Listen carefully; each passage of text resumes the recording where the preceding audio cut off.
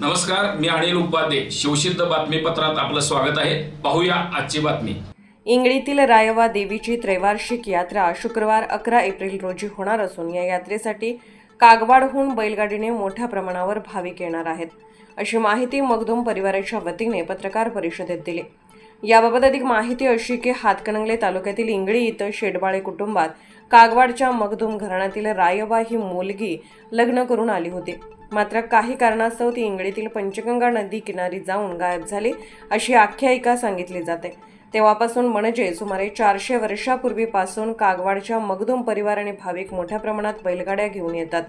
नदी किनारी घेऊन रायवा देवीची यात्रा करतात. या ठिकाणी येऊन देवीची मनोभावे पूजा करतात व त्या ठिकाणी इंगळी गावातील सर्व भाविकांसाठी महाप्रसादाचं आयोजन करतात. त्या दिवशी पंचगंगा नदी किनारी विविध कार्यक्रमाचं आयोजन करण्यात येतं. यावर्षी झी मराठीवरील लिटिल चॅम्प फेम गायिका कुमारी दिव्या प्रदीप मगदूम व तबला वादक अभिषेक मगदूम यांचा सदाबहार गीतांचा कार्यक्रम व रावसाहेब भोसले यांचा हरकुंटुम हा एकपात्री विनोदी कार्यक्रम होणार आहे. परंपरागत सुरू असलेली ही त्रैवार्षिक यात्रा या वर्षी 11 एप्रिल रोजी होणार आहे. त्यासाठी नदीकाठी मोठी तयारी सुरू आहे. मंदिर स्वच्छता, परिसर स्वच्छता, मंडप, रंगरंगोटी आदी कामे सुरू आहेत. या यात्रेला गावातील व पंचक्रोशीतील सर्व भाविकांनी सहभागी होऊन यात्रेची शोभा वाढवावी असे आवाहन मगदूम परिवाराच्या वतीने इंगळी इथं आयोजित पत्रकार परिषदेत करण्यात आलं.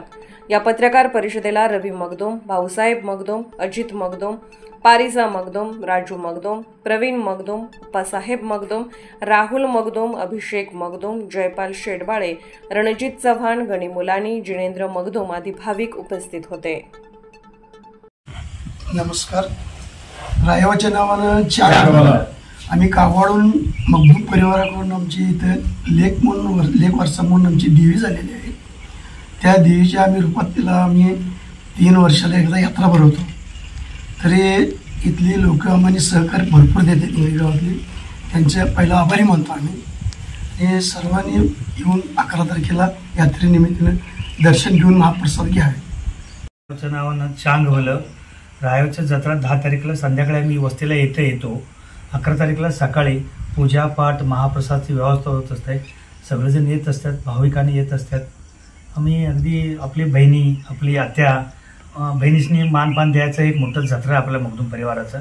त्यानिमित्त आम्ही जत्रा करतो 3 वर्षाला एकदा. प्रत्येक 3 वर्षाला रायवा देवीची यात्रा मोठ्या प्रमाणात होत असते. आम्ही आनंदाने उत्साहात साजरा करत असतो. संपूर्ण कागवाडचे मगदूम परिवार उत्सुकतेने बैलगाड्या घेऊन या यात्रेला येत असतात आणि त्या यात्रेचा आनंद लुटत असतात.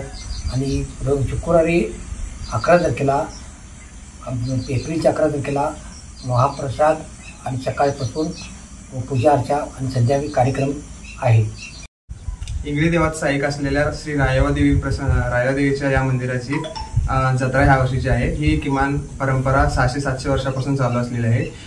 2 वर्ष सोडून 3ऱ्या वर्षी प्रत्येक वेळेला ही जत्रा येते. 2025 ही जत्रा येत्या एप्रिल महिन्याच्या 11 तारखेला आहे. 11 तारखेला दुपारी पूजा असणार आहे आणि महाप्रसाद असणार आहे. सर्व भाविक भक्तांना महाप्रसादाची व्यवस्था आहे. संध्याकाळी कार्यक्रम असणार आहे. सो ह्या वर्षाची ही जत्रेची ही आहे.